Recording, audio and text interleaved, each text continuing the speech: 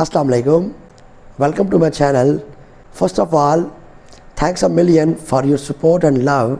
Today I have crossed 100 subscribers, and this is not possible without you people. You people are actually awesome. Today I will teach you the silent L and different reasons why this silent L between the words. So let's start the video. The first rule is we not pronounce L when it is between A and K. For example, I have three words: walk, talk, chalk. L is between A and K, so that is why we are not pronouncing L here. L will be silent.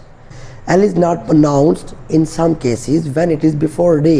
For example, would, could, should. Third rule is L is also not pronounced when it is in the middle of A and M. For example, almond, A-L-M-O-N-D, almond. L is silent here. Some other examples are also here that I am going to quote.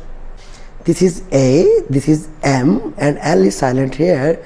For example, calm, C-A-L-M, balm, B-A-L-M, and third one is palm, P-A-L-M.